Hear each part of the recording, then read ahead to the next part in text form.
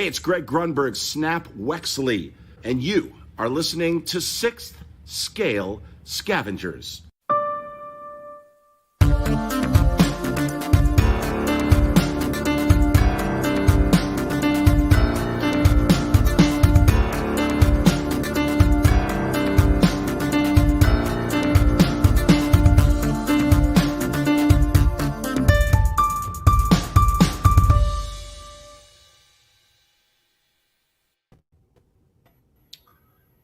All right, Scavengers, welcome back. Episode 86 of the 6th Scale Scavengers. I'm your host, Bryan, joined as always with my good friends, Chris and TC.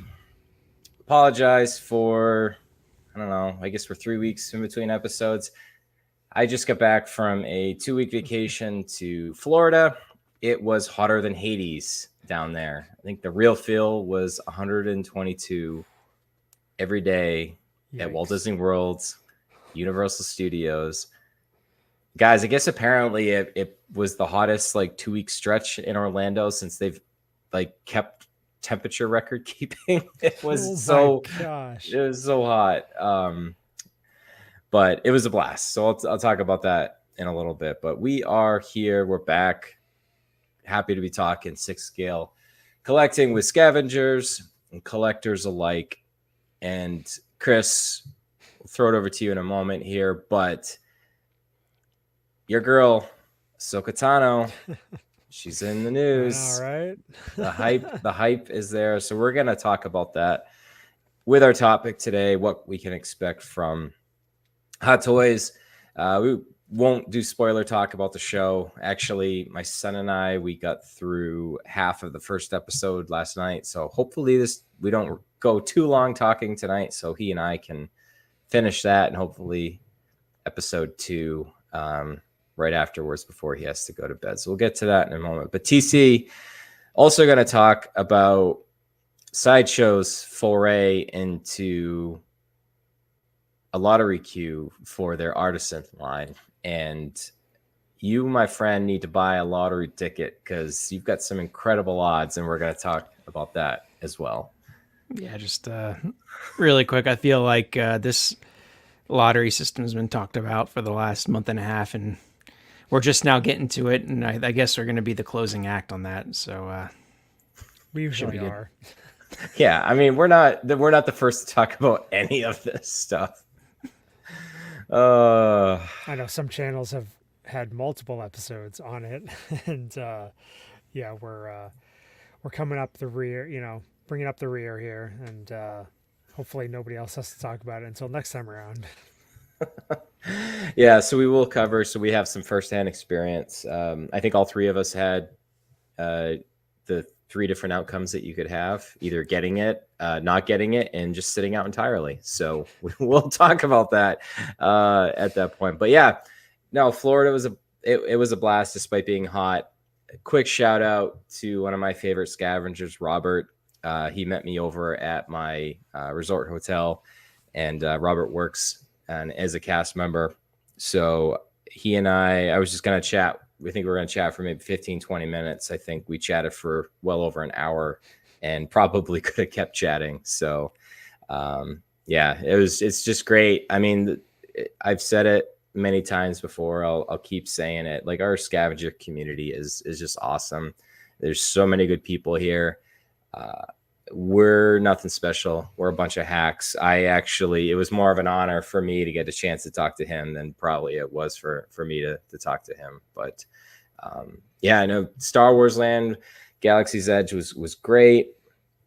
The last time I was down there in 2019, they hadn't quite opened yet. So that was great to see that for the first time. I feel like I'd seen it a million times before with all the photos and videos that had been out by that point, but just to still see it firsthand, my son and I, we each built a lightsaber. That was awesome, that whole experience. A lot of the bigger roller coasters, I kind of turned into a chicken, guys. I know TCU used to be a daredevil with roller coasters and stuff. I did a couple of them for the first time, like Tron and Guardians, but I nearly had a panic attack before I got on Tron. We were underneath the canopy where you're there, and I'm looking up, and I'm like, from across Magic Kingdom, it doesn't look like they're going that fast or that high, but you're underneath that canopy and you look up and you're like, wow, that's pretty high in the air. And they're going like 65 miles an hour. Like, and I'm like, so I ended up doing it because I would have regretted it if I didn't do it. But it was, I was terrified. Like I kept feeling I was going to fall out. And that was good. Guardians of the Galaxy. My family loved the ride. I did it once and I just was like completely disoriented afterwards. So they did that a couple times. And yeah, Disney was great. And we went to Universal. It was all of our first time there. The Harry Potter stuff there. And we'll talk about it a little bit later on.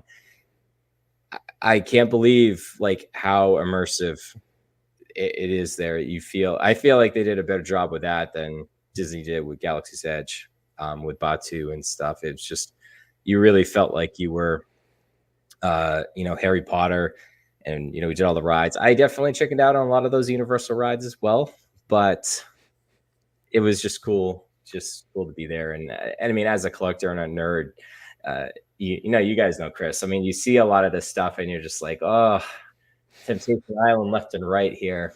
So. Oh, I know. They get you, and there's just every cool little thing you could possibly think of, and even a lot of garbagey kind of knickknacks and that sort of thing that just it adds up. And but I was mostly good with merchant outside of obviously spending almost $270 per lightsaber to build. Wow. It is not cheap. Yeah, it's really high quality. I mean, they're like, they're metal. They have some heft to them, and you get the blade, with it as well. It was actually final quick story about the trip. So they give you a carrying case for the lightsaber, and it's essentially like something you can throw over your shoulder. Which essentially it's like a pool noodle inside to protect it. And I was dreading the whole time. I'm like, we're gonna have to go through security. Go through TSA. Thankfully, we have TSA pre-check.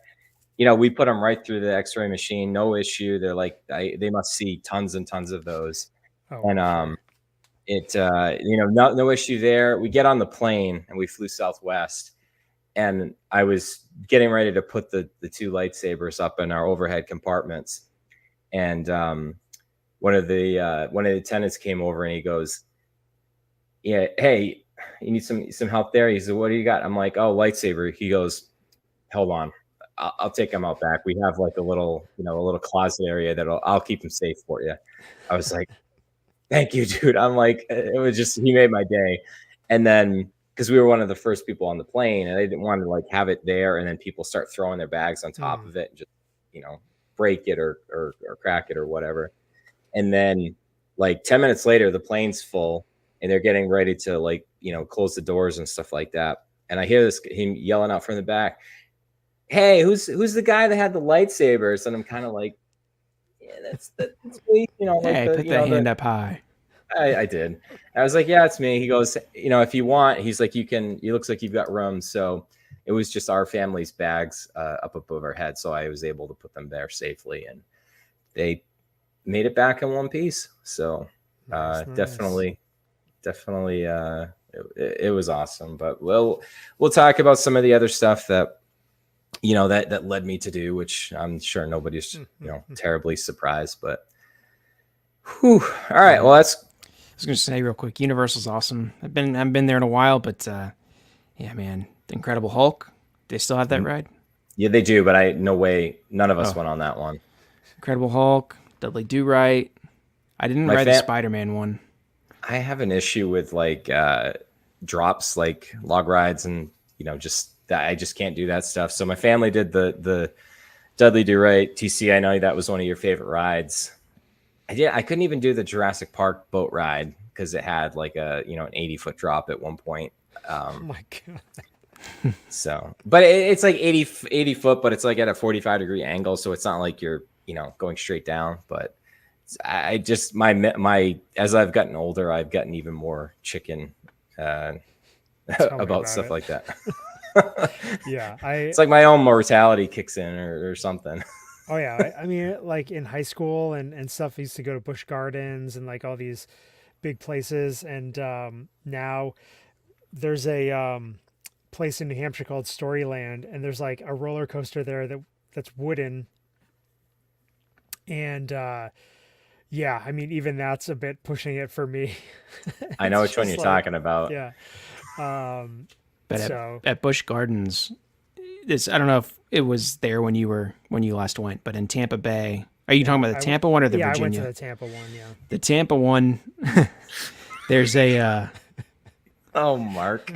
if you ever heard of the ride on fire. Goliath, it's like 200-foot drop and then 180-foot drop. But this one is called Shikra. It's modeled after, I think, a hawk or a falcon. It's a bird. But once you get to the top of the 200-foot drop to start, you're about to go down, and then it just it stops you, and then you dangle over the edge, and then you drop, and then you go up through the ride. Nope. Yeah, it's Like pretty Michael cool. Scott I mean, was. it's been a Nope, long don't like time. that. I mean, I haven't done this kind of stuff since I was 25, so it's all been 8 years or more since I've last done these. But I used to ride pretty much everything I could. Yeah. Not anymore. Yeah, I mean, even when we went to Hershey Park last summer, like we had these plans on going on all these roller coasters, and like we go on the first one that was like family friendly, and it was a wooden one also, and we all get off that thing, and both the kids are like, we didn't like that, we don't feel good, and like me and Julia look at each other and we're just like, yeah, change of plans, no more roller coasters. So Brutal. Those I could be know. rough, the wooden ones. Yeah. Oh yeah. I thought my youngest face was gonna smash into the like crash, bar and no. stuff, and like, oh yeah. So anyway, maybe we'll do Universal when they're older, but They labeled Hagrid's ride as a family coaster, and I was like, oh, that won't be too bad. I mean, it looks fairly tame. That thing had some giddy up, like that. Man, that was crazy. Again, that was a one-time ride for me, and my family went on it like 2 other times without me. So, okay, let's get into our agenda. So, show and tell. If you're new to the show, the three of us each pick something to talk about. In our heyday, we used to cover like every single release and talk about stuff that we didn't care about. This way, we are trying to talk about things that we are interested and passionate about. Hopefully that comes through. Again, we were talking about a pre-show, Chris. Like there's like a million content creators now that are out there talking about all this stuff. So we are definitely not breaking news in any way here, but I like to think we lend our little I know we're a bunch of hacks, but we do have a little level of expertise here. Yeah. We did start the whole thing with Hot Toys podcasting back in the day. So we were part of it for sure. All right, let's. I'm gonna go with TC first, just because this is the hot button topic out of all the different things that we are going to talk about here. So, not so much a show and tell about an item, but it's more of show and tell about a process or something new that Sideshow tried. So, take it away, TC. Yeah, I was going to share this later on, but we'll do it now. So yeah, I'll tell my experience with this whole thing, because I think it was a little bit different. Like a lot of the issues that people experienced, mine, it was just different. I don't know why, but it just was. So the Thursday when everyone's trying to get their Joker pre-order, I did the thing where I logged on only 15 minutes before. I didn't log in early. I did one browser, logged in to the Joker queue, and then I gave some phrase, not this is where the fun begins, but I don't know, why so serious? Mm-hmm. And so if the 15 minutes clocks down, it does the randomization, and I got spot 680. So I was like, oh, awesome.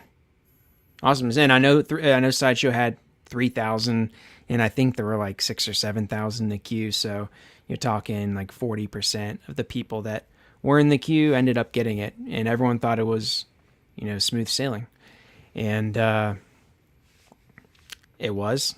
But at the same time, I think everybody knew the next day it would be a little more difficult. I know worldwide the Joker had 4,000 copies. Sideshow ended up getting 3,000. The Anakin had 3,000, has 3,000 worldwide. It ended up Sideshow only getting 1,500, about 1,500 to 3,000. So a much lower number. And then 10,000 people were in the queue. But before that even happened, so the next day after watching all the live streams of everyone saying, oh, you got to log in 4 times. If you don't have 4 browsers open or 4 different logins, you're not doing it right. I think everybody watched that, because the next day when I logged in at like 2 hours before and just sat there, had it going on in the background. But once 11:45 came, I did the same thing as I did on Thursday, and the queue, it just wouldn't pop up. So I'm sitting there just like refreshing it, and it won't do anything. And I didn't know what I was doing. I had 4 browsers open. I took the advice, and it wasn't working out very well. So I just signed out of everything, and then I tried to get back into Sideshow, and it would not let me really back into the site. Anytime I clicked on, or it let me back into the site, but it wouldn't let me back into the attempt to get into the queue. Every time I tried to click on Anakin, the site would just clock, and it would basically bug out. And so I'm sitting here at 11:59 after trying this for 14 minutes, and I'm just like, okay, I guess I'll just do it one more time. So hit refresh, and it just kept clocking, and then all of a sudden, it let me in the queue, and the timer was down to 10 seconds. So all of a sudden, I was in the queue, and there was 10 seconds left. And then by the time I even thought, okay, great, I'm in the queue, they're doing the randomization, and I got spot 570. So it ended up being, I don't know what happened, because in the background, the other browsers, I was in spot 2,000 or 3,000 for each of the other ones. But I don't know. It was kind of a crazy thing, and the line paused right when they did the randomization.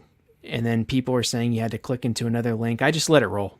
Like once I was in line, I didn't touch anything. Mm-hmm. I just waited for it to unpause, and then it started going. It started clocking down as people were buying their figures, and I ended up getting one. I will say while it's cool that I got one, it wasn't as fun as the day before, because the day before it seemed like anybody, not anybody, but a lot of people who wanted it really could get it. But at 1,500 figures versus 10,000 entries, that's a lot lower percentage than the 3,000 versus the 6,000 entries. So from the Joker a day prior, but overall, I think a pretty smooth process. Never done the queue system with Sideshow, but I hope in the future. I don't know. I think that this could just get bigger and bigger. So I don't know if it's going to get easier in the future, but yeah.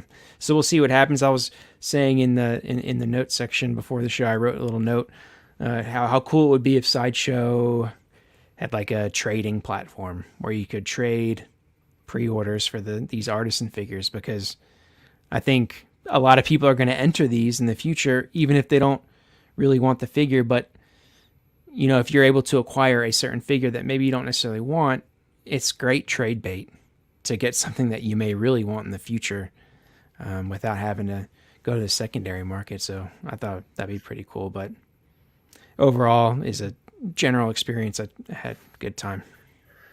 Yeah, I went 0 for 2. I tried for both. Like you, I didn't even think about like the multiple browser thing. And I was just getting back from my vacation. And I actually happened to be on Thursday. I think I was doing a lot of stuff for soccer in my town. I'm our rec soccer coordinator. So I was doing quite a bit of stuff for a draft that we were having later that night. So like I was there. I mean, Joker wise, I think I talked about it on another episode. I've got the INART on the way. Actually, it's shipping to me now. So like I was like, if I get it, great. Same as UTC. Like I would probably maybe use it to turn it into something else down the line, or decide which version I like better. The Anakin one was just a S show. I know we don't swear in this show, but that one, like I was like, I had a good number and I thought I was going to get it. And then when they re-randomized it, I was like way down the list. You just gotta wonder if everyone just did one entry, not if you have multiple accounts, but if you had one entry per account. So no one was doing 4 browsers like me, or a mobile phone, a Chrome, Safari, Microsoft Edge, Firefox. If they weren't doing a combination of those, it wouldn't be 10,000 entries. You'd No, have a lot smoother process, and you'd probably have like 5,000 entries. I don't know what it would be. I But mean, I think that they should have like figured out a way to like make sure that you had to be like logged into your account, and maybe it logs out like all other um, yeah, versions. Or I don't know if they have the technology to do that, but I know Chris, you sat out both. You were on the Yeah. road. I just saw moderator Mike was on the road. He didn't have a Yeah. chance either. Yeah. I mean, that was it stunk because like there was no chance. I was in driving up to Vermont in the mountains, like no signal. So like I initially pulled over and tried to log on to Sideshow. I couldn't get any service. So then by the time I got to my exit and a stopping point, it was already after the fact, and it said, join the wait list, if you, and I was just like, whatever, it stinks because I don't have an Anakin, and I figured, all right, this would be the Anakin. Hmm. But whatever. I mean, I'm not that upset about it.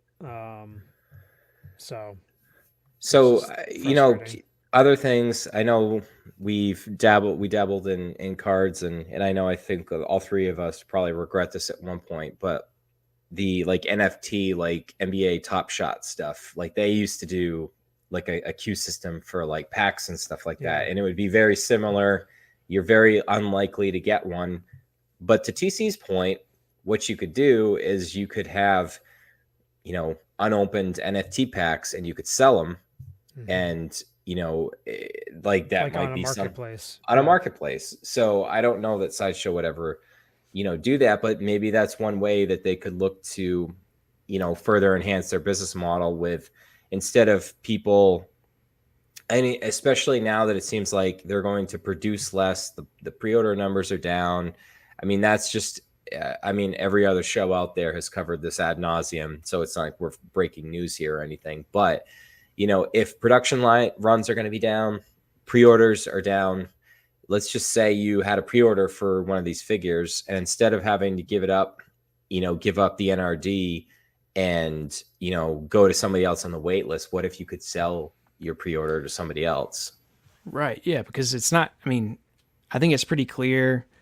If they do 10 of these, you're not going to hit on all 10. You're probably not going to hit on 7. You're probably going to hit on 3 or 4, depending on what the runs are, depending on how many people Hmm. want it. But look, is Anakin my favorite character? He's not. Do I recognize that the Anakin hot toy is the most desirable Star Wars hot toy out there? Yeah, as like everyone did. I have the Clone Wars Anakin. I just got that. But yeah, I'd like an Anakin from Revenge of the Sith. But if they release something like a Han Solo artisan figure from A New Hope, yeah, would I consider putting up the Anakin to help fund it if I didn't get the Han Solo? Probably. But alternatively, if it was some other figure, like I don't know, one that I already had a version of, like it's maybe like Luke, Pilot Luke, for some reason they did artisan, I probably wouldn't do it. So it's circumstantial, but I think it'd be cool to have a marketplace like that where you could trade amongst all the different collectors, where some people are able to get it, some aren't, some are able to get another one, and then you can use it to your advantage. I don't know how it would work with funding, because different figures probably have a different price point, but hey, just something that it could be a pie in the sky idea that I just kind of thought, because this isn't going to go anywhere. It's just seemingly probably going to be pretty common, I'm guessing, from Hot Toys, and maybe like once every month or two, probably going to get a new one. And I'm sure Dark Side, as everyone speculated, isn't too far away. Yeah, Mark's saying they opened it up to the bots. Like anytime you do something like that, people will figure out a way to game the system. It's a shame. I mean, I think the people that ended up getting hurt out of this thing are the collectors that actually really wanted it, and I think they picked a really poor time of day to do it, as well, because there are quite a few collectors out there that don't have the opportunity to sit in front of their phone or computer and are actually, out doing Yeah. real job things. How about 8 o'clock at night, like most things that are in prime time, not 9 o'clock in the morning for the West Coasters. Yeah, it's a rough time. I think they maybe thought it was convenient, but I don't think it was. So, all right. So that is the artisan line, or the experience there. So hopefully Sideshow learns something. Maybe the next time is a little bit different. I think if you got one, I think you think it's great. If you didn't, you're gonna think that they got to do something different. It was always going to be a lot of what it is. It was a lottery system. You were not guaranteed to get one. So it is what it is. I mean, look, I like at the end of the day, model, yeah, if you don't get it, it's not like you can't get one, Exactly. You're gonna have to pay $200 or $300 more, but you can still get it. Have you either of you guys seen, I haven't looked at all, but have you guys seen anybody trying to sell them on eBay or any of the, I'm not even in any of the BST groups anymore. Like, so I'm not even tempted to go look, but I'm just curious if, those air quotes scalpers are already trying to make a few bucks. No, I mean, the only place I've even seen it for sale was maybe Pop Collectibles a while ago, but it was sold out. But Toys Wonderland. So say what you want about that, but they have stock. We'll say just nothing and just play it safe. As we usually do. Yeah. All right.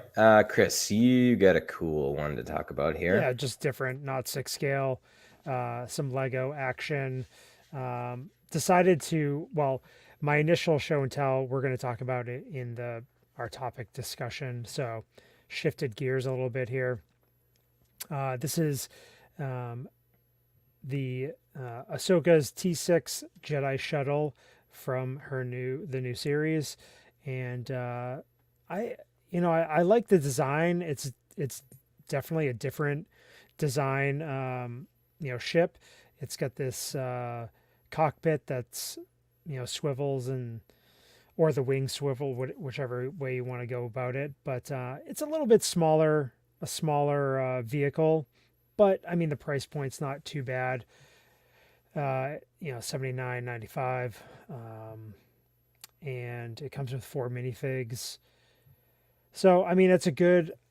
I mean, kind of the reason I want to talk about it is because of the potential of the show and the line that could come from the show. I know there's already several ships that have been announced. They're going to be coming out in a couple weeks here, or I think like in a week or so. But some of the Lego influencers on Instagram and stuff, they already received care packages from Lego. I think it included the Ghost, and maybe one of the other ships that appears, a bigger ship that appears in the first 2 episodes, as well as a smaller set. But I just think from the trailers, there's some cool dark side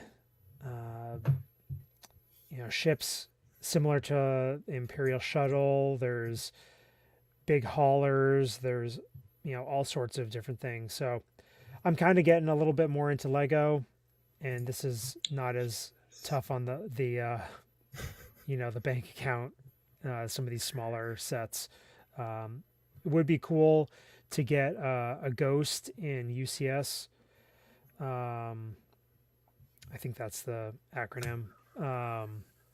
But Roy will correct you. So yeah, I know. I'm not a Lego. I think that's right. But still, I mean, I think sets like this are fun to build with the family. Bryan, I know that you guys do that sort of thing, and my girls like to do it. For about 5 minutes before they give up on you. Oh, but...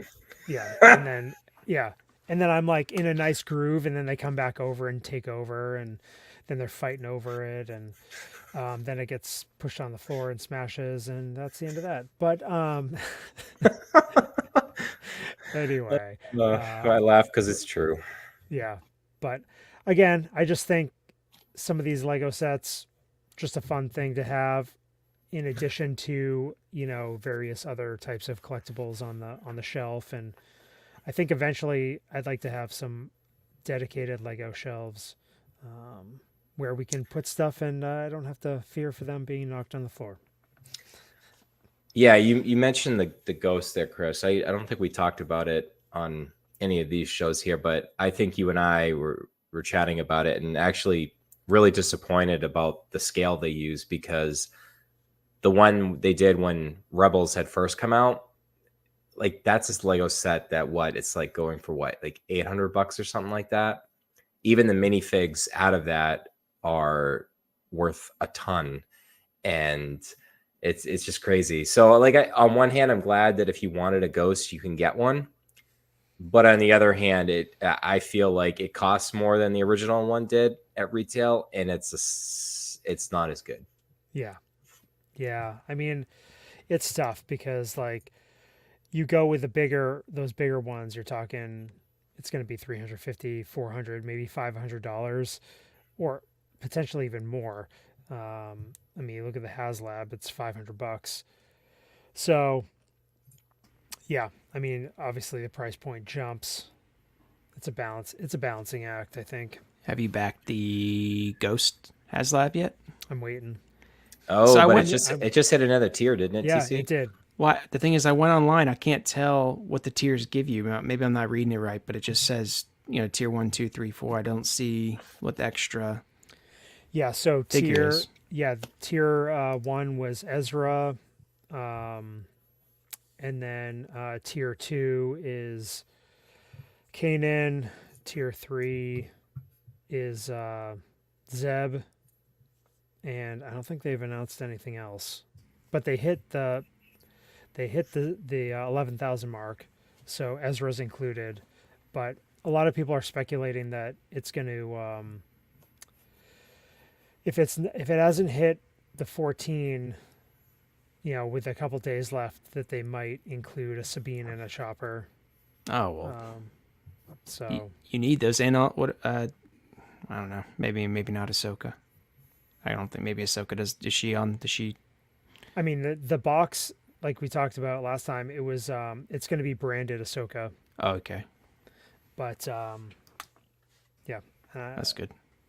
So I do plan on backing it. That's why I'm kind of I haven't been picking up a ton of stuff, just because I know those funds are going to be needed for that, in the next couple Susan, weeks. thanks for tuning in.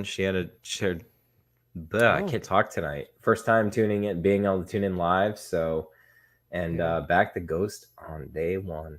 So one of the things that I know, like Yakface and some of the other big accounts out there and stuff like that, I think have tried to bring some clarity to it, because it seems like people aren't backing it because they think if they back it early, they're not going to get everything afterwards. Yeah. I mean, as a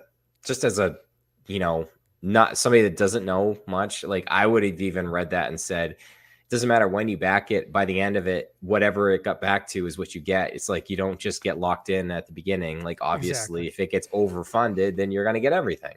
Oh yeah. Yeah. So I think it did jump when some of that news came out. It did jump, and I think that's when it crossed the 11,000 threshold.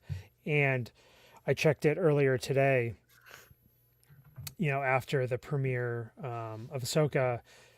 I think it jumped at least three or 400 more since yesterday. So something along those lines. But it's happening. I'm just It definitely procrastinating, Like, I love Rebels. Like, that was a great show, and I'm loving. And we'll talk about it a little bit later on. I'm loving. Basically, you're kind of getting, from what I've seen so far, it looks like Rebels season 4.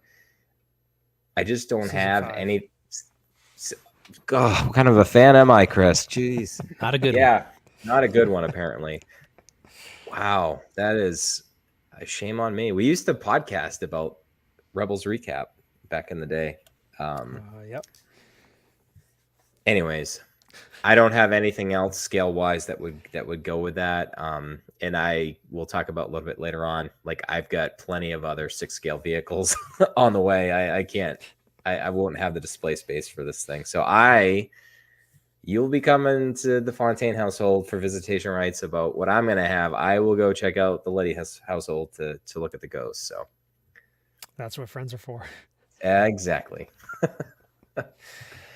All right, I'm going to go through my item really quickly. And like I said, this is a figure that when I first saw it, I wasn't like super into it. And like, I guess I like the IP, but I wasn't like, out of all the other ones, it wasn't like my favorite. Being at Universal and being at Harry Potter Land, like at Hogwarts and everything, I'm like, wow, I like this a little bit more than I gave myself credit for. And I think I was maybe downplaying it because I know I had some other things that I wanted to get. So the INART Harry Potter. I will say first off, like when this got teased, I know we covered it before, but I don't think we've actually gone through the pictures here before. I did pre-order this today, and I was just like, I don't know. I know they're probably going to do some other versions and we'll probably get like the main cast and stuff, but I'm like, I might as well just put the deposit down. It's not going to come out for probably January 2025 at this rate, but like, I feel like it's even overpriced for what you're getting, but I feel like probably the IP is what's driving up the cost on this one because I don't know. I think now just giving it a second look and having been right there at Universal Studios and, you know, you're hearing the John Williams themes over and over and over again and doing all the rides. I'm just like, this would be a really cool addition to add to my shelf. And my family actually loves it even more than I do. So like we talk about oftentimes, you know, collect with your family, collect with your children, finding ways to include them with what you do definitely adds to the fun of why we do this stuff. And I think this is going to be a good, this is just a phenomenal figure. I'm showing some of I actually just grabbed all the photos. I should have just grabbed the rooted one. I did go for the rooted figure because I think that'll end up being probably the better one. And it has some additional things here, but the more I look at it, I'm like, I'm kind of glad that I eventually gave it a second pass. I know Robert's laughing at me right now, but I don't know. What do you guys think? I know TC, you're also a Potterhead. Chris, you are to maybe a lesser extent here, but yeah, it's great. The only negative to me is it just feels about $80 too high. yep. Like, I don't, maybe just because it's a kid figure and you know you get basically half of what a normal figure is, but I mean it comes with pretty much everything you could ask for. I think they're going to end up doing a Quidditch version eventually because that is not the Nimbus 2000 right there. That is the OG broom. Mm-hmm. So, but yeah, you can have him flying here. You can turn that diorama base around and have him in the staircase, and it's just I don't know what else you would want. It has a chocolate frog. It's got the sorting hat. It's got his broom scarf. His outfit. What are those other like items? The letters. And, okay, I see some letters there. And yeah, you know, both lamp. His lamp, I think, is in there. But yeah, I think awesome release. It's the start of something I think a lot bigger. I don't think that this is going to be isolated. INART doesn't have to sell 15,000 of these things to make it worth it. Mm-hmm. You know, they could sell 3,500. You know, if they get their costs down and make it well worth their effort. And I think it's the start of something much bigger. And you know, with these INART figures, you can still find some jokers. Gandalf's getting pretty hard to find. You can always find them, but the source at which you can find them becomes sketchier and sketchier as the months go by. So you got to kind of, judge it on when you want to pre-order. But I have not pre-ordered this one yet. I want to. It's just it's that price tag. It's been holding me back because even when you pay that deposit, you're still on the other side looking at like $500, and I do want to pre-order it. I just have not gotten around to it, but I'm in the next couple months. I think I'm going to. Yeah, and I think you'll still be able to get one for quite a while. But like you said, TC, like I think the INART team is a big fan of Harry Potter, so I'm sure we're going to see at the very least Ron and Hermione. I mean, they've got so many different movies. The one thing I did notice about this too, and a lot of it they brand as the Wizarding World. So this isn't, obviously this is from the Sorcerer's Stone in the US, the Philosopher's Stone and everywhere else in the world. It's not branded at that, but I mean, I guess it could pass maybe for the second movie, but that's one of the other things too, is you're almost kind of committing to potentially a lot more different versions and stuff. But even if at the end of the day, you've only got the 3 main cast members and it's this look, their first year at Hogwarts, it still would look great in a display. And I think anything else that they do will be kind of, kind of gravy. I think I'm also kind of going to approach this like I potentially will Lord of the Rings. I obviously want the Fellowship.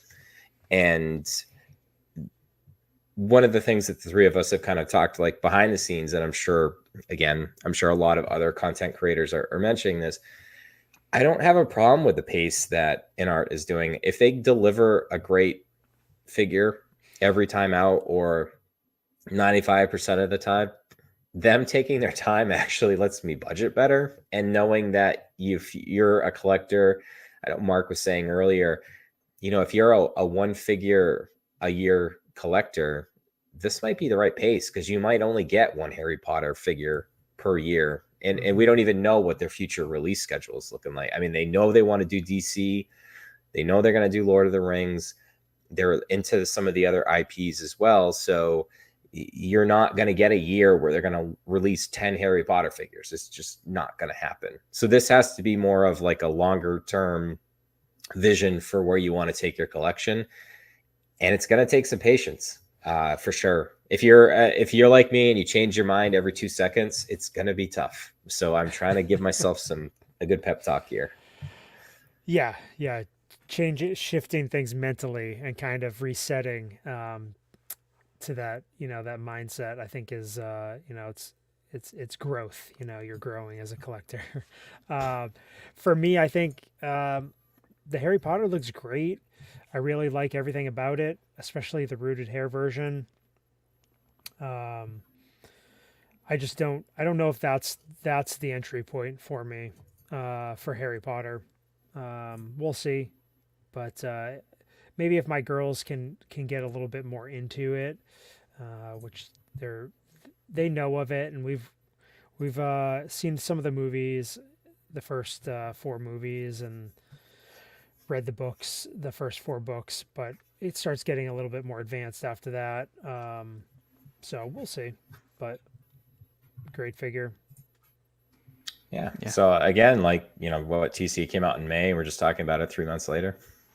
Yeah. I think we glossed over it when it was teased, but yeah, I mean, I think it's great. It's $600, but, I think INART's is A-okay with offering figures at that price range. And, the production run's probably going to be, fairly low. No one knows for sure, but, you got to think, 5,000 or less. Yeah, you've got different versions of it. So different versions. But I think Hot Toys is they're kind of mimicking what INART's doing.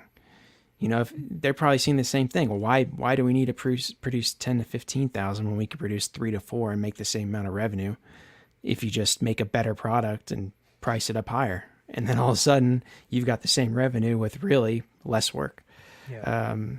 That's why I think you're going to end up seeing a lot of these artisan figures, in the future. Yeah. We could talk about topics like this for days, but I mean, it's always a supply and a demand type of thing, and they're going to react to whatever the market's doing. While we were away, you could get Hot Toys for well under retail. And again, it was like, Will Foxification does a fantastic job with some of his recent videos and stuff. But he's covered a couple of different things like this. It's like, like that's what the marketplace has done is people stop pre-ordering because they knew that why am I going to lock myself into paying retail for it when I know I can get it for 20% less if I just wait, 30 to 60 days, because everybody has to liquidate their stock because they have to get the new thing that's coming in. So, and why, if you're Hot Toys, why would you want to do that to your brand?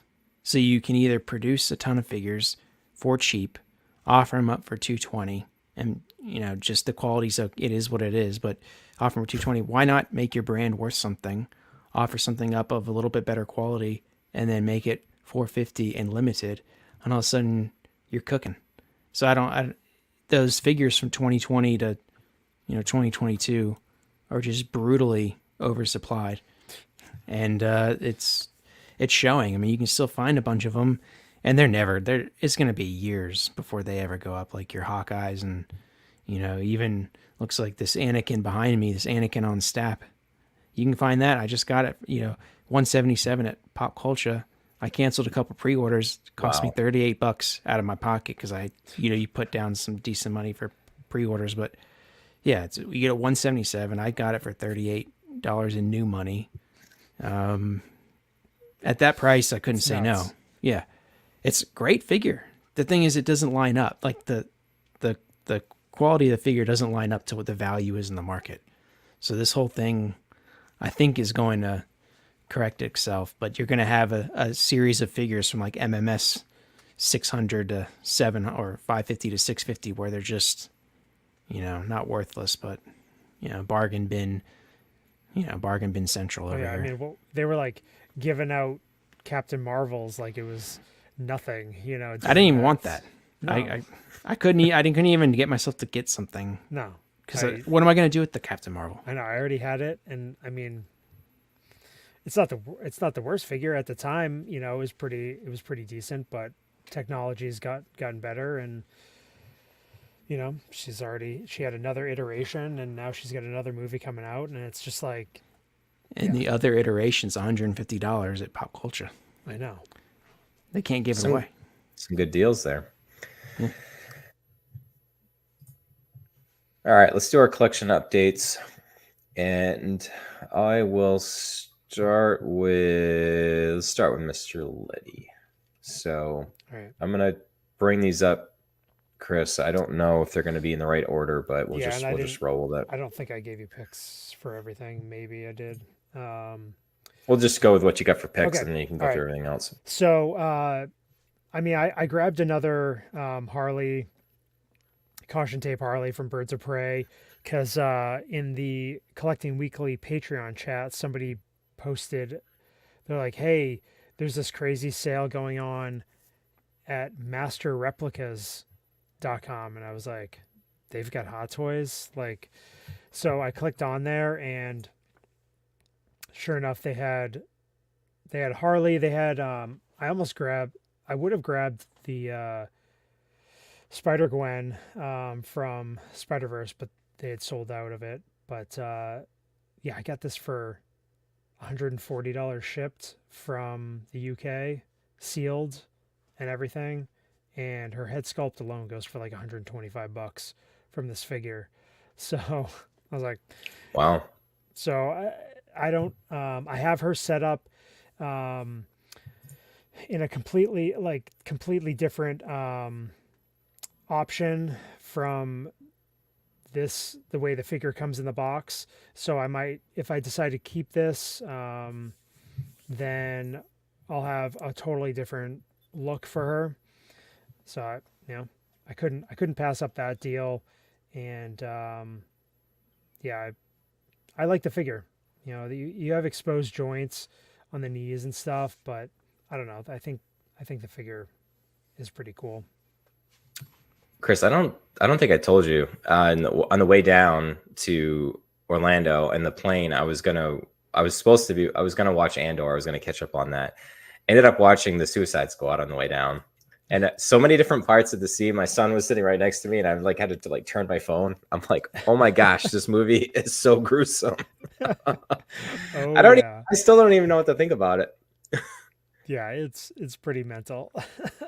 But I thought Harley was one of the best parts of that movie. So definitely. I hope that there's still a spot for her in the DCEU, especially since like they're continuing with Peacemaker and stuff. So, I mean, now that Margot Robbie's like one of the biggest stars in the world, I don't know if she'll come back to the character, but she said she'd play it indefinitely, but we'll see. All right, what do you got next? All right, so picked up, well, I got a tip from my buddy Justin that in one of the poster groups that this poster on screen here was put up for sale, and this is an extremely elusive print. This is from Star Wars Celebration Orlando in 2017. This was one of the exclusive prints available at the convention. Limited to 250 examples, but this is an artist print, artist proof, and it's same signed by Danny Haas. It's Ahsoka in her Rebels gear, and I had been looking for one of these for years, and they almost never come up, and it's pretty cool. It's got Anakin and Darth Vader kind of in the background, and just a strong image of Ahsoka. I love Danny Haas. He's one of my favorite artists. I have almost every single one of his Ahsoka prints, and I can't say it was too cheap, but being an artist proof, I had to jump on it. So I'm adding it to my portfolio. So why do you think these prints come up so infrequently? Because I've noticed that too. Anything Star Wars Celebration, I just don't see much of it. Is it because it's tied to an awesome event where people just like to hold on to them? Yeah, I mean that's one thing. So like a lot of the people that are buying these, you know, they're true collectors, so they just hold them in their collection. You get, because you're limited also to how many you can buy. You might be limited to one. I'm not 100% sure on that, but I know when I went to Celebration Chicago, I could only get one of each print that I wanted. So I think that's part of it. Yeah, because another Celebration poster that I have, it was only for VIP members and extremely rare. From talking to other poster collectors, like people have only seen maybe 4 or 5 for sale in like the last 10 years. So, but it was limited to, I think it was limited to like 50 prints. But, Yeah. I mean, that's the type of thing where I don't mind paying up for an item like this, just because I know the rarity and the subject matter fits my focus, and you know, I can just put it in the portfolio, and you know, someday I'll have a place, you know, someday I'll frame it up and hang it up. Yeah, there's a Grogu collage poster from this year's celebration that I really dropped the ball in trying to secure one. I don't know what I was doing, but it's from my favorite artist, and I've never seen one, so it is what it is. I'll just have to wait years. Maybe one will pop up. Yeah, I wasn't too crazy about the Ahsoka prints from this year's celebration, so I passed on them. But all right, so the next item up that I got was Yelena Belova, Hot Toys from Black Widow. I had seen some images of this figure, and I thought the final product looked really good. The head sculpt is crazy in person, and different, smaller female body, and a good articulation. Just, I mean, it's not too crazy of a figure. It's pretty basic, but I think the execution is good. And I picked this up from Ray at Underground Figures, and it kind of fits into my little Black Widow sub focus. But I recommend it if it's a character that you are looking forward to add to a lineup, but not one that's a must have. Yeah, and then the only other thing that I got was thanks Shane, one 6-figure focus. gosh, I took the plunge. Peer And pressure. yeah, right. And ordered the CCFL lightsaber set, and the lantern for the Mando Ahsoka. All light up, all USB and everything from Krista Guzman on all the Facebook groups and everything. He does an amazing job. I mean, they're not cheap. So like Shane said, it's an investment. But for me, I'm kind of, you're not going to see me buying a ton of figures. I'm probably going to be trying to like improve a lot of the figures that I already have with these types of custom upgrades. Just to add a little bit more to what I can display. So once those come in, I'll share those on the next podcast, how they look. But yeah, Mark is on fire tonight. yeah. Like, I mean, I just put it next to my on my little bed stand, and It must be the fact that Gandalf is on the horizon. We didn't even mention that. we didn't. Oh man, I should We're have. gonna have to do our typical fashion. It'll be on the next show. yeah, Yeah, after well, everyone's talked about it. 2.5 weeks from now, when everybody else has already talked about it, we'll then cover it for the first time. Yeah, I just I know TC. I think you've got this on order as well as I do. I was blown away by some of the the images and stuff that they showed, and I mean I've seen everybody talking about this too. I didn't even realize that there was going to be movable magnetic eyes. Like, the fact that they couldn't do it, I love the fact that they're transparent about like stuff like that. Like Hot Toys, and never in a million years would tell us that, hey, we can't do something, so we're gonna just not do it. Not only do they say that, they're gonna give extra accessories like fireworks and stuff to compensate for it. So, which look amazing. Like those are some legit accessories that they have. I would have loved that they did like the dragon firework that Mary and Pippin ended up finding. Yeah, that'd be cool. But yeah, that figure that's top notch. That is like I don't know. Like, I'm gonna have the Joker in hand, hopefully by the beginning of next week. But I'm just wondering if it's gonna be as life altering as a lot of people have said. Where I'm just like, all right, all the Hot Toys gone. It's only INART now. So I don't think that'll happen. I think you need to have a balance between the two to get the kind of collection you want to curate. But yeah, that Gandalf. Although our friend Zach, the Ox Father, he is banging that drum to make sure. What is this pants print that everybody keeps talking about? I don't know the character and the costume well enough to know what is screen accurate or not. I look at it and it's Ian McCallum. It is Gandalf. That's all I care about. I think, Chris, you have to correct me if I'm wrong. I think it's the print on his pants under his outer robe. yeah. So you can't see, like when he's walking around in the movie, you can't see them. You can't see the print.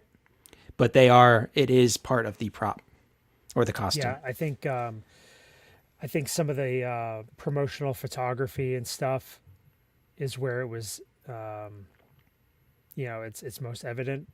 But yeah, I don't think there's any part in the movie where it shows up. I mean, I could be wrong.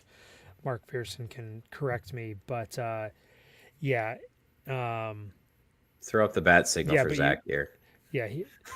Right. So Mark clarified. Yeah. So the costume had it, but it's on the inside of the pants, so you don't see it, or I guess under the robe. So you never look. I don't. It would be amazing if it was there. It would be great. But I mean, I just dig the rooting. I mean, when they had them all lined up, they're all like within like a couple, like they all look very close in terms of overall quality. But you could tell that each one was worked on, individually by hand by one person, because there was a little bit of a difference, whether it be maybe the length of the one beard was a little bit longer, or the way it kind of draped was just a little bit different. So I think it's pretty cool. I mean, the QC's there, but also that is a reminder that, these are pieces that, a person worked on an individual sculpt, and there's going to be that person's, imprint left on that head sculpt. So.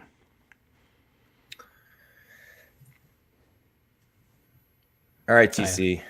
I'll let you go next because Right. I'm gonna steal the show again. So Yeah, this is the mini mail day. Well, I had one Bespin Luke, and so I added the second one to your left so I could have the DX07 remake in 2023. So I got two Bespin Lukes, got the different head sculpts, the different hair sculpts, hair pieces on each one. One of them's got the Vader helmet on Dagobah, other one's in Bespin, the base from Bespin. One's got the gun, one's got the saber.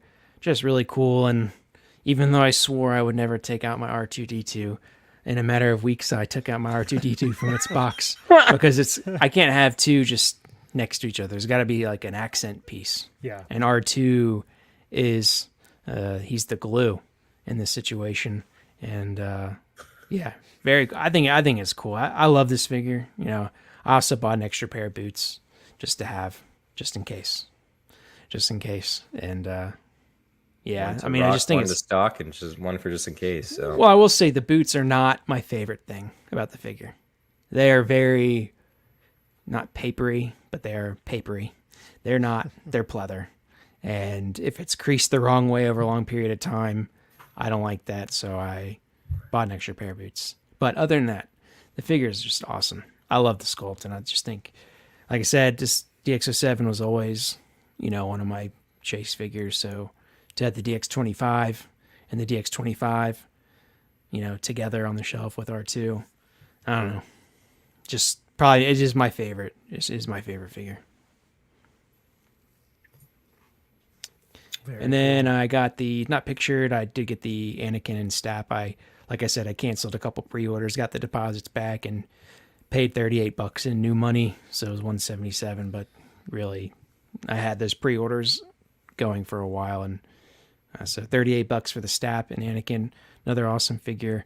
And then I ended up pre-ordering the Anakin and the Joker from the Artisan series. great stuff there.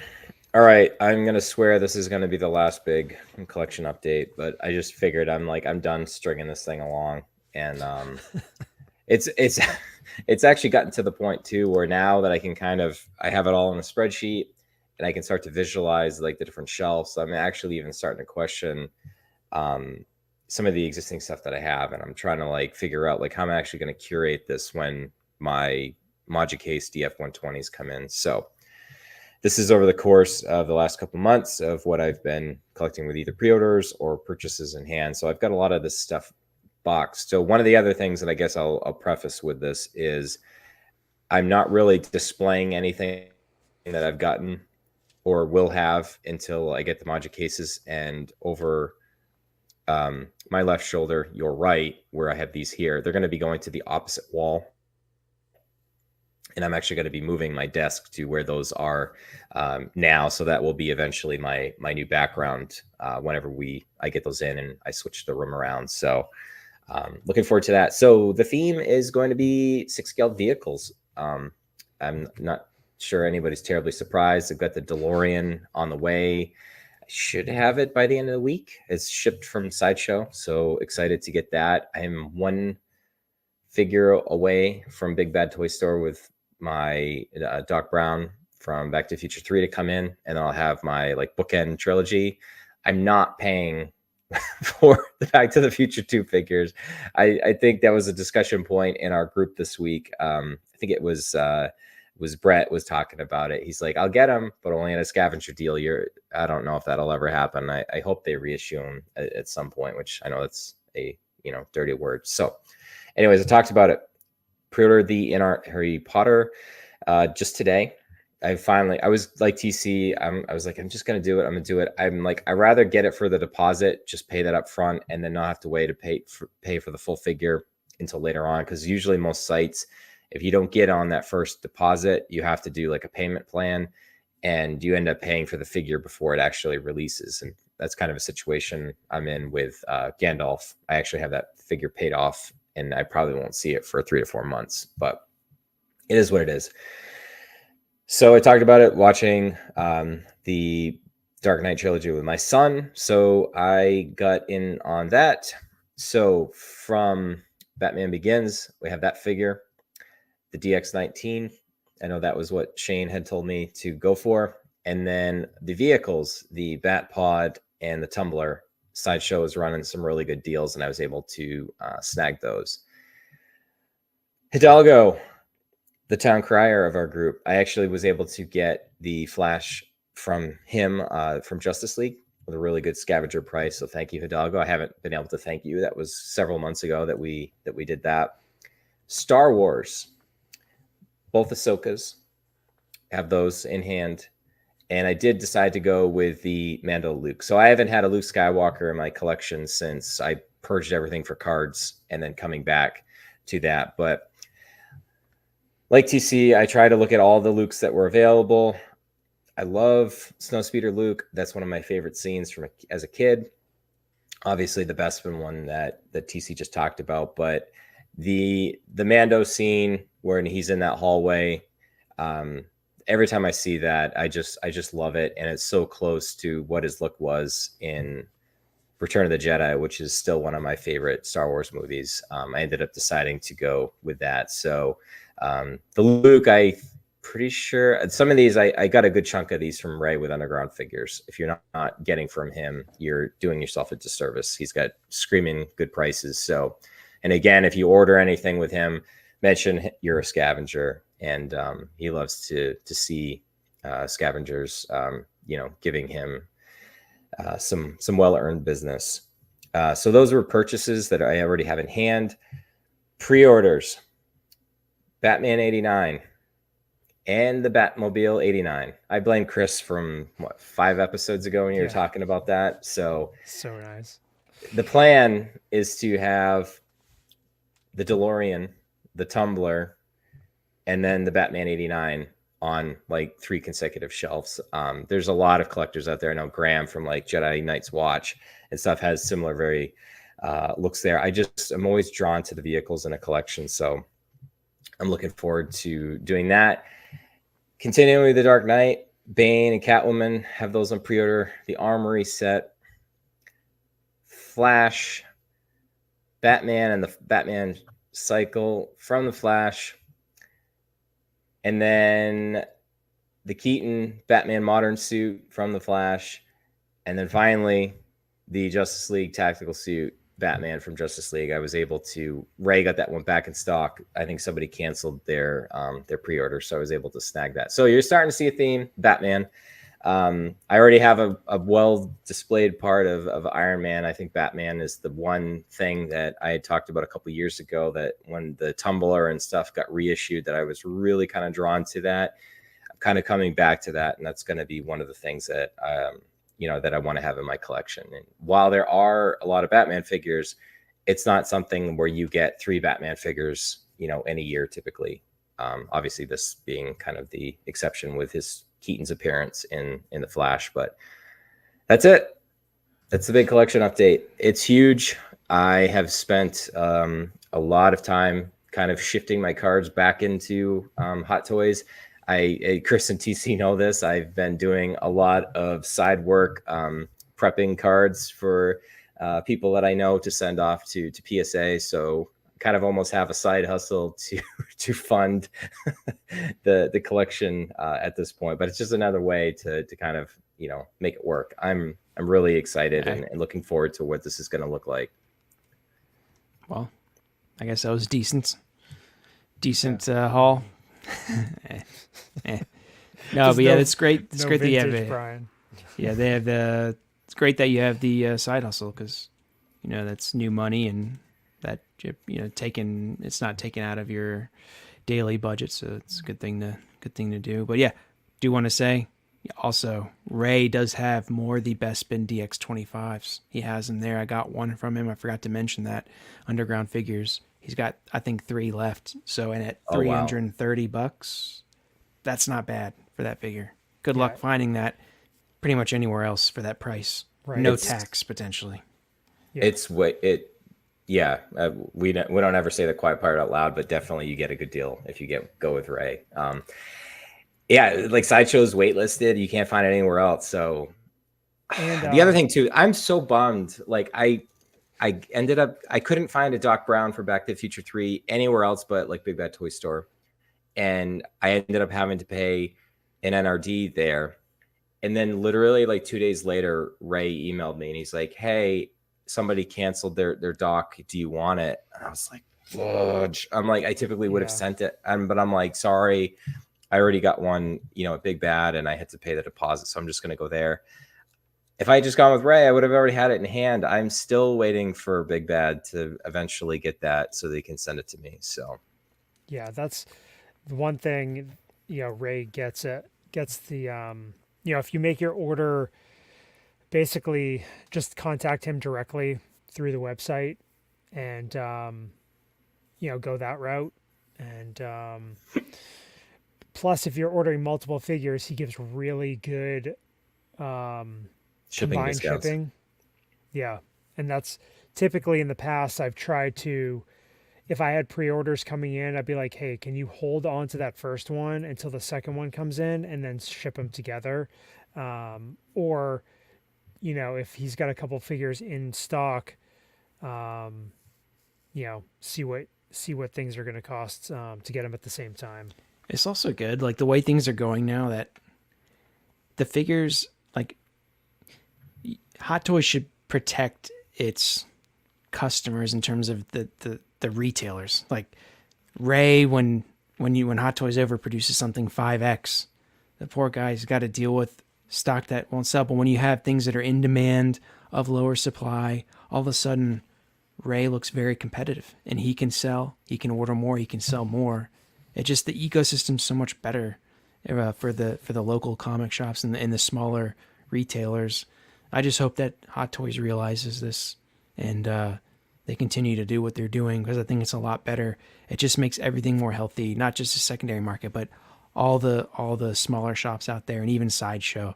It just helps them out too, because the customer base that's purchasing on the retail side, they want the stuff because it's actually of not only good quality, but it's collectible again.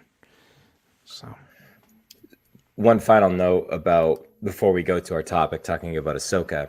I shared all the pictures in my group, and my wife was like asking, she's like, we're in some of the shops at Universal Studios, like Islands of Adventure. There was, I think, where most of them were. They had like a couple stores for comic book stuff around where their Marvel area is, which is still funny that they have all the rights to Marvel and Disney doesn't. But in the 90s, Marvel was hurting for money and Universal scooped in. They had Hot Toys on display everywhere in there. Universal was charging anywhere from $200 to $400 more for the figures than you could get like on the Sideshow. I can't imagine that they sell any of them. It was actually kind of cool to see some of them on display and in person, because a lot of them I hadn't yet. But I'm like, were they at least new, or did you have to buy the ones that were displayed? I honestly don't know. I think they had some boxes and stuff laying around, but yeah, like they had like the Carnage figure for almost like $1,000. I'm like, that's insane. Yeah. Like, I don't even understand what goes into the mindset of the managers of the shops and stuff. Like, oh, we'll get them. Like, no, nobody's gonna buy that stuff. No. Like, I mean, maybe if they've, I don't know, some rich, people that have no idea, they've never seen this stuff, and their kids like, I want that, Yeah. But like, I don't know. Yeah. So if you're at Universal, do not buy Hot Toys on site. Plus, I mean, you'd have to like get it back to your resort and then figure out how to like get it home on the plane. Just don't do it. But if you want to look at some of them on display, it's a good chance to see them. So, all right, Chris, we are in your element. Ahsoka. So this teaser was out there a while ago before the episodes dropped last night. They were telling us Hot Toys collectibles coming soon. So we're going to speculate a little bit about what we might see. Are they going to overproduce like they did for Mando? Probably not. But we've already got our first teaser look here, Chris. And Miss Sabine Wren Obviously, there's no head sculpt shown here, but this, I mean, let's just start. Let's just start doing what we do. Let's just speculate here. Right. I know. Obviously, this series has been pushed heavily over the last few months. The advertising is everywhere: Times Square, LA, all the billboards, TV spots left and right, just everywhere you can think of. And Hot Toys is not going to be sitting on the sidelines, I think, for this series. Where some of the series like Andor, and stuff that didn't get as much love. I think this one's going to at least get a solid lineup. And starting here, it makes sense. Hot off, Mando season 3, we're gonna tease the first figure, and she's a Mandalorian. Sabine Wren with her updated gear and everything. I think it's cool. We're seeing her use Ezra's lightsaber. I would assume that this figure is going to come with a head sculpt.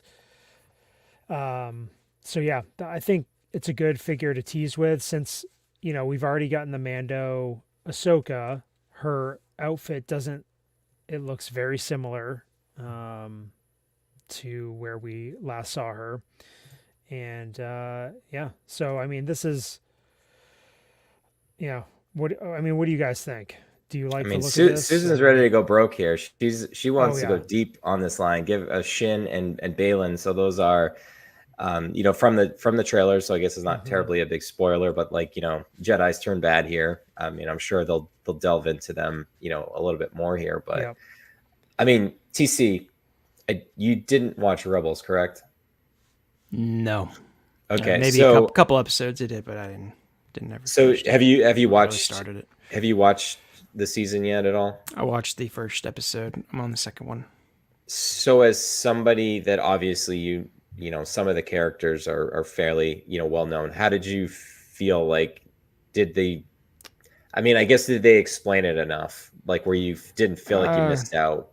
I mean, there's one port piece of it at the very end I'm not a big fan of, because I've also seen the beginning of the second episode.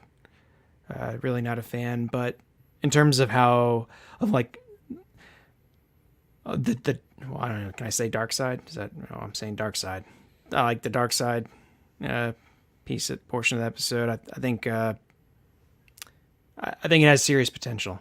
I think it has great potential also for Hot Toys. A lot of their bread and butter. This is their bread and butter. Anything Mando, Trooper.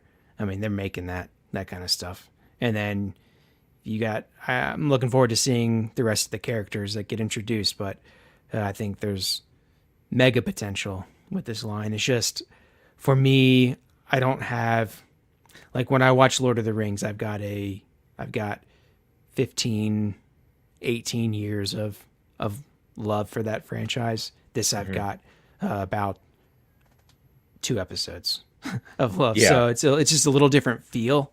And so I got to be smart, especially with the way things are moving in the Hot Toys world and INART world of what I'm going to purchase. But I know there's a lot of people that are going to love these characters, and I hope they, bring in a lot of the female characters, because it looks like there could be a lot of strong female characters in this series. Definitely.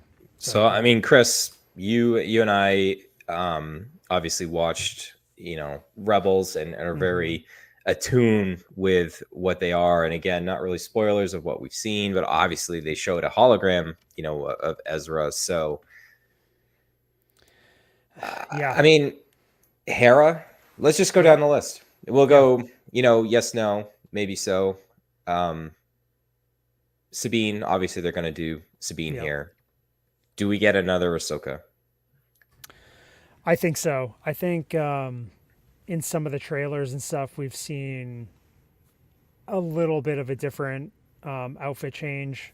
I don't think she'll be a DX, but I think we see at least one Ahsoka, different accessories. So they're going to knock the sculpts out of the park. The sculpt needs tweaking. I mean, I really like the look of the Mando Ahsoka, but it's not 100% Rosario. So I think that is where they could up their game for a next release. I can guarantee this sculpt's going to be money. It's just classic Hot Toys. They do a good attempt, then they're going to refine, they're going to knock it out of the park, and then everyone's going to want the Ahsoka from this show. And I don't know about the Mando one, we'll see. But yeah. All right, Harris Sandula, General Sandula. Absolutely. I definitely think I think we're getting Hera. Her species, the Twi'lek, I think would be an awesome hot toy. And I can see her, especially with all her outfit, her layering, all that stuff. I mean, I think she is perfect for a 6-scale figure. How about Chopper? Oh yeah, definitely. I think Chopper with a Lothcat or something. Yeah, see, I think there could be some. We could get some variations here. Could see. I could see a Hera and Chopper 2-pack, or or individually, or like you said, kind of in the vein of some of the Astromechs kits sets that they've come out with, like mouse droids and pit droids and stuff like that. I could see Lothcats. I know Susan she wants a whole army of Lothcats. I mean, they're the cutest thing. Even my wife was like, oh, that reminds me of us, me of our cats and stuff like that. And so that would be really Zeb? cool. Well, I mean, do we see Zeb? We saw him in Mando. Mando. Yeah. Okay, that was him. But so let's see. I think it's maybe less likely for Zeb. I love Zeb. He was one of my favorite characters. He was one of my son's favorite characters when we watched him, because he would always hit stormtroopers over the head with his his bow staff there. The Dark Jedis, I don't know if that's as likely. Yeah, it I really want a Thrawn. Like, Thrawn was one of my favorite characters from the Heir to the Empire novels, which I'm hoping that they do adapt a good chunk of that into this, and it sounds like they might. But I don't know. Like, I was joking about it in our Facebook group this week, but for just some odd reason, like, I just remember growing up reading the novels, like, in my bedroom, and as a preteen or whatever it is, you're always blasting music, and I just always associate Guns N' Roses, like Sweet Child of Mine, Welcome to the Jungle, with reading the Thrawn novel. So, like, it's almost like I'm going to see Thrawn coming out on screen, and it's going to, I'm going to want to play like Welcome to the Jungle. But I think, and I think what they did with some of the novels and stuff, the early Thrawn new trilogy was decent, and obviously he was a character in Rebels. And I think they purposely, at the end of Rebels, used an opportunity to find a reason for him not to be around during the original trilogy, knowing that they were potentially setting this up. But obviously, we've seen him in the trailer. I'm very interested to see when we eventually, hopefully, get to see him on screen and what that means. But that's probably one of the ones I'm most interested in, just because, let alone from. TC made a good point a little bit ago. It's like, are you going to devote the resources to have the original Rebels crew as much as you can, like, on your display shelf, and potentially sacrifice the opportunity to get other stuff? Like, I think you have to be like Andrew. He needs all of them. It's going to be tough to, I feel like you're almost going to have to be all in on it, or you're going to have to potentially maybe pick and choose, or just skip them all together. Yeah. Yeah. See, for me, Rebels, I connect with Rebels more than, some of the other property, some of the other pieces of content for Star Wars. It's a lineup that I don't know if I would get, I would definitely want a Thrawn. I don't know about the dark side users, Balin and Shin. I think they look really cool. I think they would make for great figures, because they've got that, and then the other guy that is with them, Inquisitor kind of look. But then, I mean, you've also got the droids. So like you've got the Jedi droid that's hanging out with Ahsoka. You've got some of these HK assassin droids. So that's, army builder. Yeah, Murok. Cool looking character. But again, like, I don't know if we get that stuff. Who knows what Hot Toys' plan is, but, we've seen them go crazy with some series and then basically not even do anything for other series. I bet there's a lot of people like you, Chris, out there. It just feels like people are hyped for the show. That there's a lot of Rebels hardcore fans or Clone Wars Rebels hardcore fans that I think if Hot Toys makes this like a 8-figure line, that a lot of people would go for all 8. If they get too far in the weeds, maybe that is too far one way. But I think they're leaving money on the table if they don't give you at least those 5 that we mentioned, plus or 6, plus a few others. I think those dark side characters would sell and sell really well, especially the female Jedi. I feel those should be slam dunks. If Hot Toys doesn't do it, I think they've messed up. Yeah, I agree.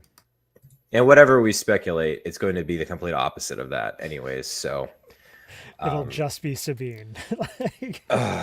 Just Sabine and Seb from Mando.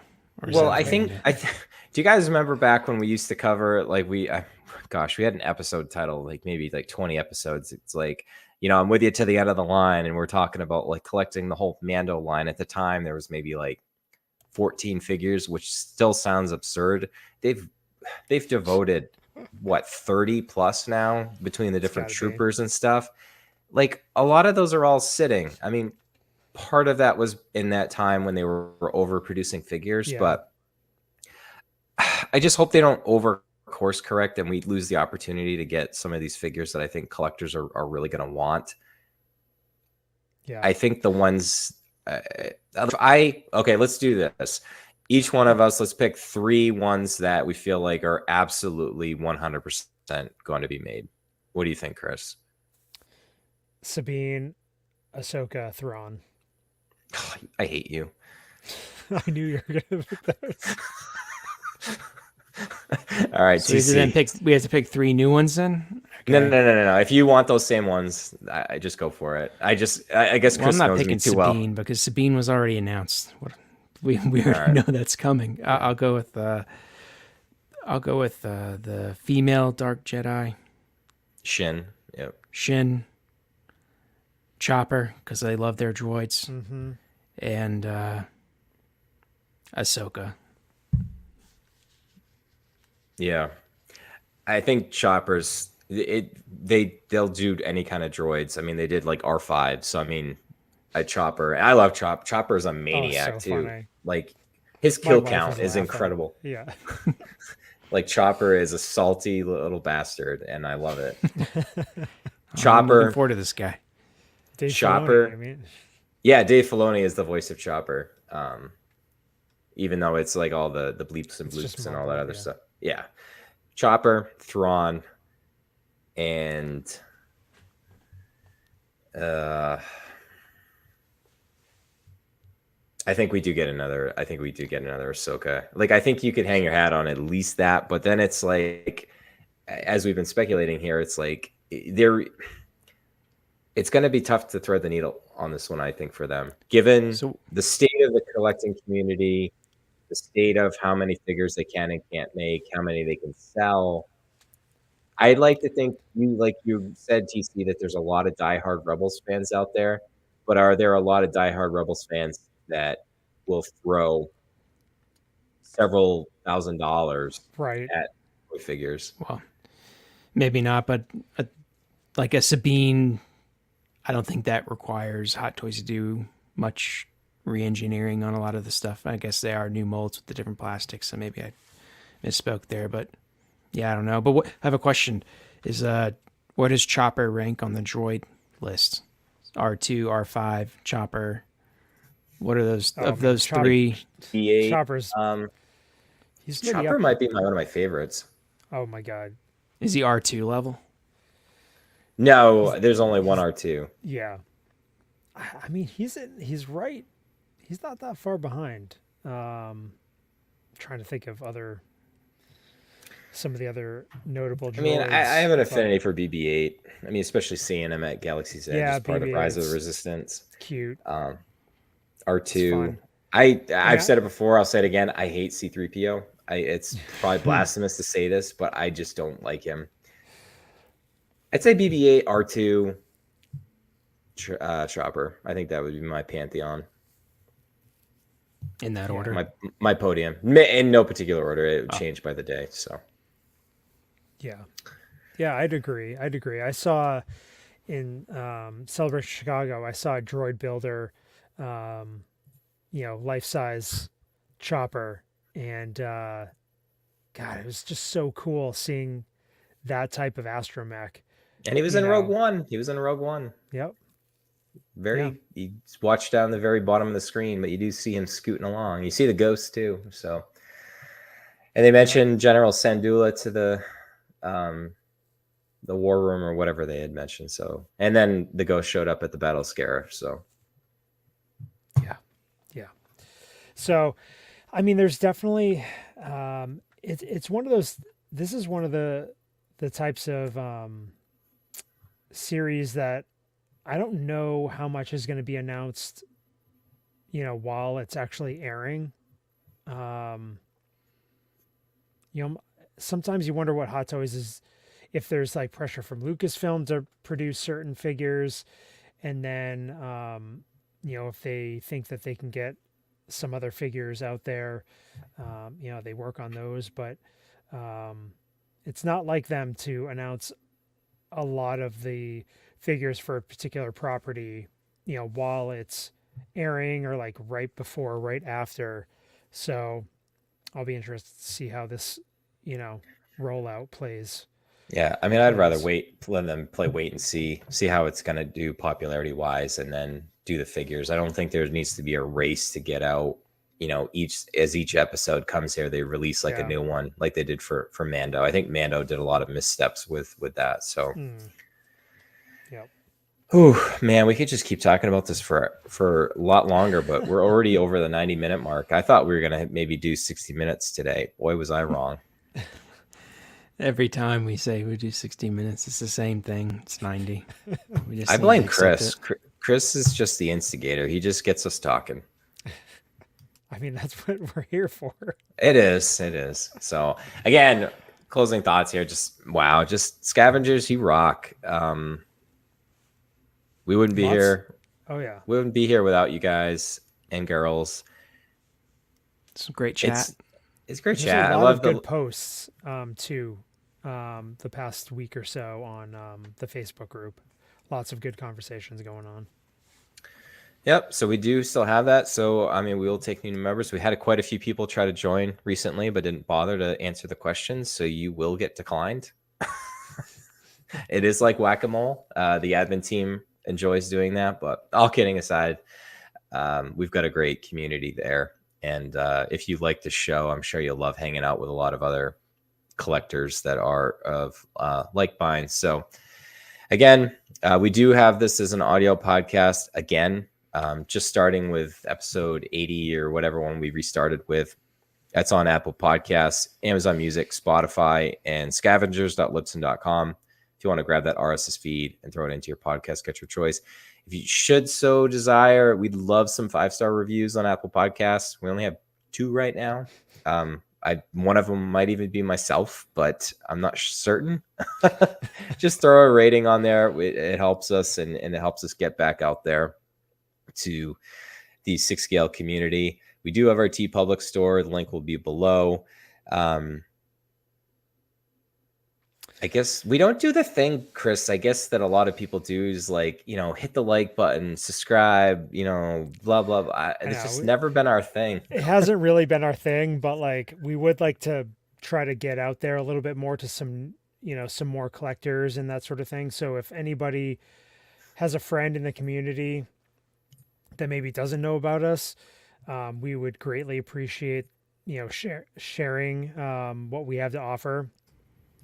And collab. I mean, we had Yeah. Shane on. I'd love to get us to have more guests as well. So, especially if you've been a scavenger in the past, those are my favorite type of guests to bring on because, they already know what we're all about. But I mean, also too, I know we've been talking to some other content creators too about doing some collaborations the other way and making some guest appearances. So we want to get it back out there. We're back collecting. We're collecting Hot Toys and other 6-scale stuff. We're not doing cards anymore. So I think the three of us definitely would be receptive to, I guess, rejoining society here. Yeah, we'll even take a dislike if Yeah. you so choose. Yeah, it helps. So our likes algorithm. first, then dislikes, then no likes. That's the order. We do have one guy that comes around every so often and dislikes everything, but I think he actually doesn't realize he's probably helping us by doing that because I'm sure the algorithm doesn't like perfect scores. I think it's because we don't put out enough content for him, so we're too slow. Maybe to put out not. Content. Yeah, it's like every 2-3 weeks at this point. So, Yeah. all right, Chris, you got any Yeah. other stuff you got going on? Yeah, just real quick. I made a couple brief appearances on one of the latest episodes of Star Wars Prototypes in Production, discussing the Clone Wars and some, some things that kind of jog the memory and kind of things, that I had a good time with, and with related to Clone Wars. And that's my friend David Quinn's podcast. Appreciate it. Yeah, and thank you, Susan, for stopping in. We really appreciate it tonight, especially like others. Like we didn't really go down through the list. I had Starchild, Samuel, Metamorphic, Hidalgo made an appearance, Andrew, the list goes on, and Robert, obviously the Mark Pearson, Brenton. There's quite a few others out there tonight. So again, and special shout out to moderator Mike. He's one of my favorite scavengers, and he's always out there, in the chat. So, all right, I guess that is going to do it for episode 86. Chris, my friend, bring us home. Excelsior.